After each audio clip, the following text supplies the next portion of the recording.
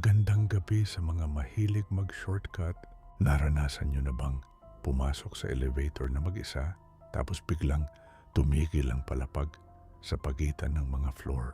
Yung kaba na baka bumagsak ang kable o mas malala, baka bumukas ang pinto at hindi na ang pamilyar na lobby ang sumalubong sa iyo. Sabi nila, ang bawat gusali ay may bulag na espasyo, isang palapag na hindi kasama sa blueprint, pero nandoon para sa mga hindi na dapat mahanap. Ako si Mang Hector. Huwag mong pipindutin ang B button ng 3 beses kung ayaw mong mapunta sa lugar na walang labasan.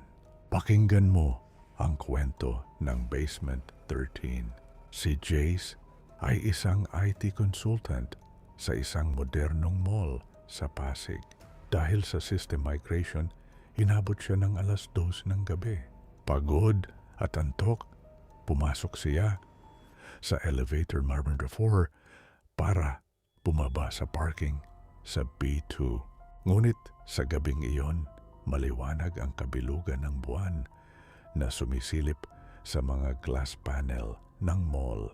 Pagpasok niya, pinindot niya ang B2, pero sa halip na bumaba ng dahan-dahan, mabilis na bumulusok ang elevator.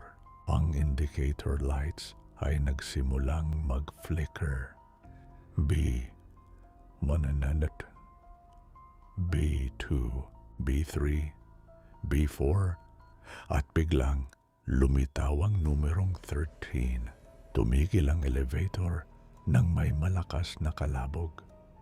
Bumukas ang pinto. Sa halip na sementadong parking lot, ang bumungad kay Jace ay isang malawak at madilim na bodega na amoy lumang damit at basang buhok.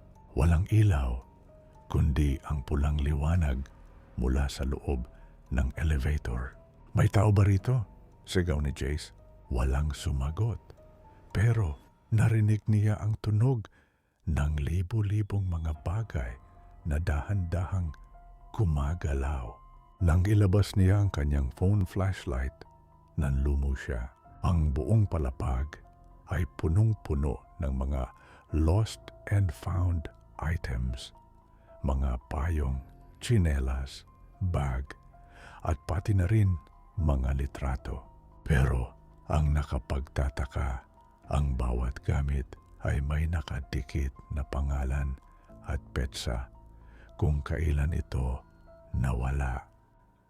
Sa gitna ng bodega, nakita ni Jojo ang isang tumpok ng mga sirang cellphone. Sa ibabaw nito, may isang pamilyar na ID ang ID niya. Pero ang nakalagay na petsa ay February 22, 2026. Ngayong gabi. "Jace, bakit ngayon ka lang?" Isang boses ang narinig niya mula sa dilim, mula sa likod ng mga tumpok ng gamit. Lumitaw ang mga figura ng mga tao. Sila ay maputla, walang mga mata, at ang kanilang mga katawan ay dahan-dahang nagiging kasing tigas ng plastic. Sila ang mga taong nawala sa mall sa loob ng nakalipas na 10 taon. Mga taong pumasok sa elevator at hindi na kailanman nakalabas. Dito napupunta ang lahat ng nakakalimutan ng mundo, sabi ng isang babaeng walang anino. At dahil mag-isa ka na lang sa buhay at walang naghahanap sa iyo sa taas, dito ka na rin kabilang. Sinubukang tumakbo ni Jace pabalik sa elevator. Pero ang mga pinto ay dahan-dahang nagsasara. Isang malamig na kamay ang humawak sa kanyang bukong-bukong. Tumingin siya sa elevator button panel. Sa huling pagkakataon, ang numerong 13 ay dahan-dahang napalitan ng salitang permanent. Kinabukasan, nahanap ng security guard ang elevator number 4 na bakante sa lobby. walang bakas ni Jace. Pero sa lost and found counter ng mall, may lumitaw na isang bagong keychain. Ang keychain ni Jace na may bahid ng tuyong dugo